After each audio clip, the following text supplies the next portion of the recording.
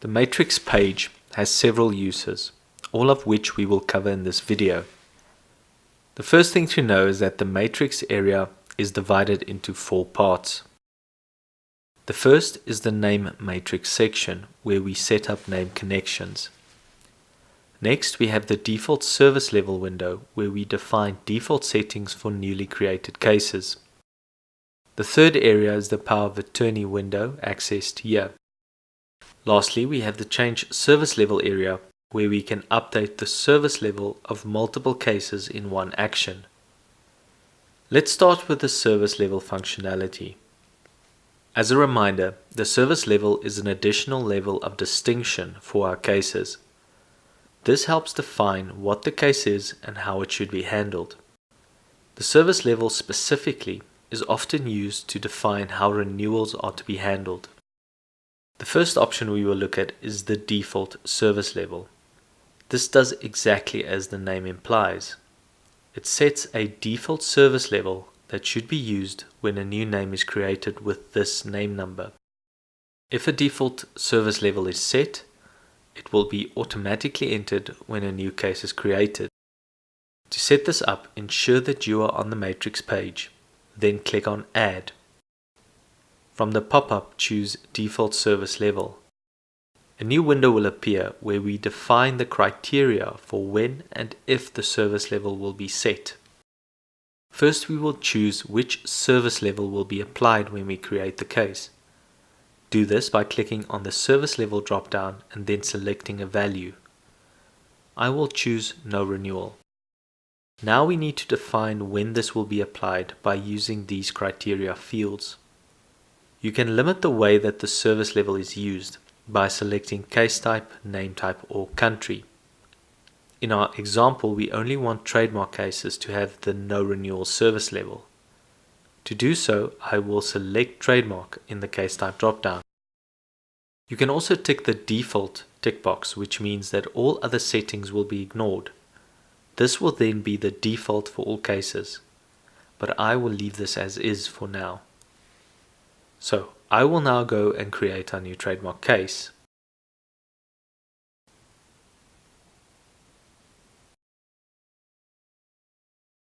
Notice that as soon as I add the name number to the name type, the service level is added for us.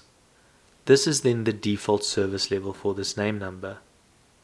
The next area is the change service level functionality. To access this, click on the Change Service Level option listed under the Matrix Page button.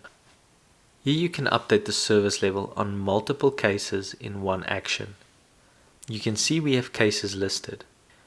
These are all cases that have the name number we are working in linked on their Parties tab.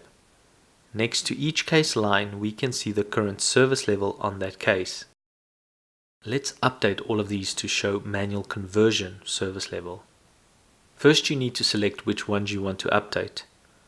You do this by ticking and unticking the tick box under the Change column.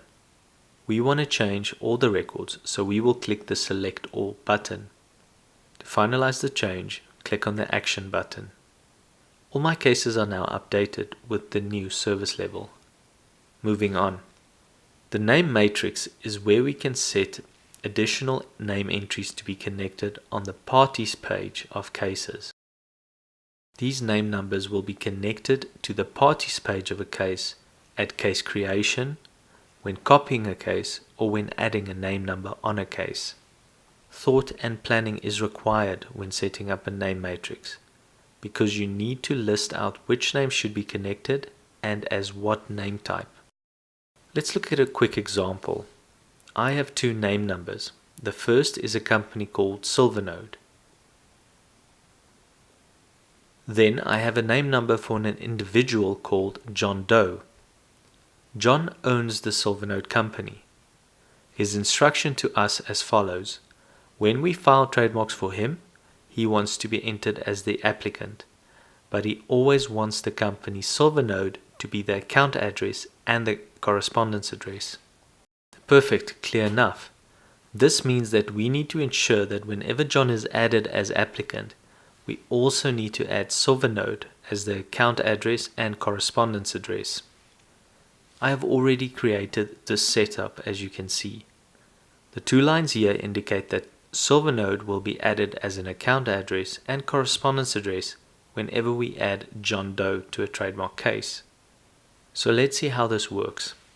I have a record with no parties entered. Recall that we added setup to John's name number. On the Parties tab, add John as an applicant. Great.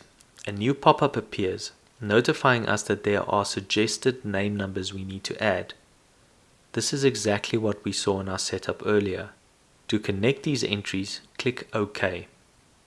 I now end up with the correct name entries on my case. There are various scenarios where this functionality might come in handy.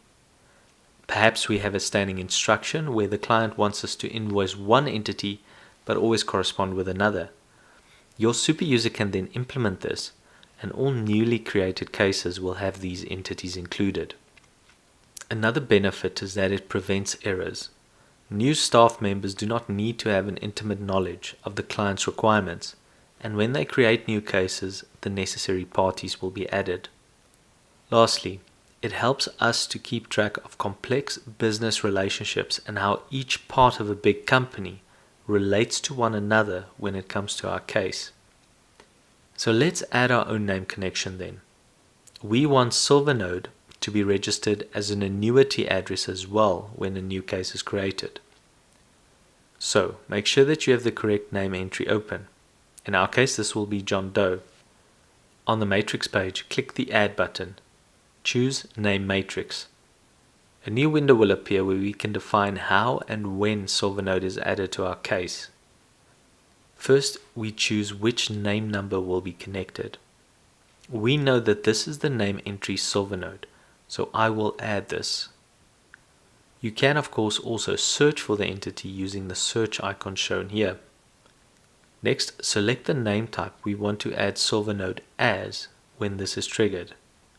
We said we wanted this to be the annuity address, so I will make that choice. Next, choose the address type and the case type. Lastly, tick the Connect tick box. This will set your entry to be ticked by default when the connection window appears in our case. Let's finalize by clicking Save and Close. Now it's time to test. I will open a new case and add John Doe as applicant. Perfect. My newly added name entries appears in my list. When I click OK, all the entries are added to my case. So it's quite clear how handy this feature can be when properly implemented. To end, let's take a quick look at the final part called Power of Attorney. To access this, first choose the name number that this Power of Attorney is connected to, and then click the Power of Attorney entry.